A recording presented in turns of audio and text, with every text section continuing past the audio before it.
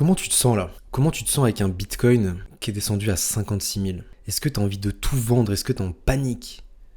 Est-ce que tu te dis que le bull run il est fini? La question qu'il faut que tu te poses, c'est pourquoi tu as investi en crypto? Est-ce que tu as investi en crypto pour devenir riche? Est-ce que tu savais que c'était une alternative pour pouvoir préserver ou pouvoir faire fructifier ton capital? Pourquoi tu as investi en crypto?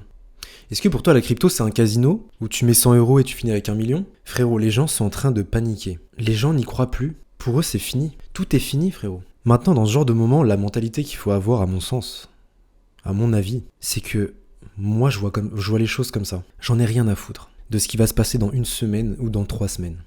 J'en ai rien à foutre. En vrai, je suis prêt à tout risquer. Je suis prêt à tout risquer parce que c'est get rich or die trying. C'est vraiment cette mentalité. C'est devenir riche ou essayer de le devenir jusqu'à en mourir. Que le BTC il descende à 57 000, à 50 000, à 40 000, j'en ai rien à foutre. Pourquoi? Parce que pour moi, le système dans lequel on vit n'est pas tenable sans dette, n'est pas tenable sans impression monétaire. On l'a vu avec les banques qui font faillite. Les USA ont mis en place un programme pour pouvoir soutenir les banques, elles pouvaient faire des prêts, etc., emprunter de l'argent à gogo.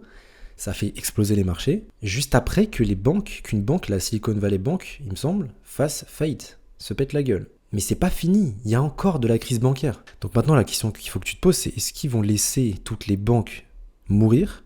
Ou est-ce qu'ils vont, encore une fois, essayer de porter tout ce Ponzi à bout de bras en imprimant un max d'argent? Est-ce qu'ils vont continuer cette politique monétaire restrictive avec des taux d'intérêt élevés indéfiniment? Personnellement, je ne pense pas, et je peux me tromper, mais personnellement, je ne pense pas. Tout mène à de l'impression monétaire, tous les chemins mènent à l'impression monétaire. Tous les chemins mènent à la dévaluation de la monnaie.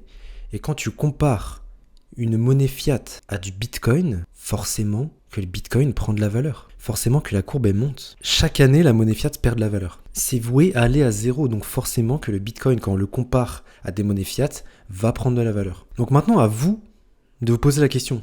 Est-ce que c'est Bitcoin qui va aller à zéro ou est-ce que c'est les monnaies fiat qui vont aller à zéro avec toute cette inflation? Je préfère parier sur le Bitcoin. Je sais pas vous, mais moi je préfère parier sur le Bitcoin. Encore une fois, dans ces moments-là, on a tendance à oublier que la demande sur Bitcoin est bien supérieure à l'offre. Et encore plus après le halving. Mais comme on est dans une période de peur, les gens ont oublié ça. C'est qu'il y a beaucoup plus de demandes que d'offres. Mais on était tellement dans une euphorie qu'on s'est mangé une claque avec la correction. Est-ce que tu vas être capable d'endurer encore quelques semaines ou peut-être quelques mois cette phase ennuyeuse où potentiellement tu perds de l'argent et il ne se passe rien?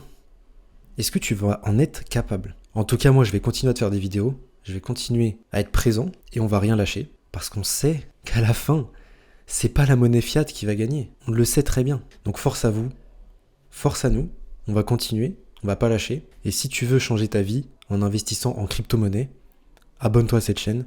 Je vais essayer de te faire le contenu le plus qualitatif possible. Et abonne-toi à mon Instagram et à mon Telegram où je te partage des messages, des narratifs, des cryptos que je repère. On se retrouve pour la prochaine vidéo, tout à l'heure. À la prochaine. Ah oui, et aussi il y a Jérôme Powell qui va annoncer un petit discours sur les taux d'intérêt et puis on a un petit rapport aussi sur les PMI manufacturiers. On verra ce que ça va donner. Ça va annoncer la couleur, mais bon, c'est cool. Allez, à la prochaine.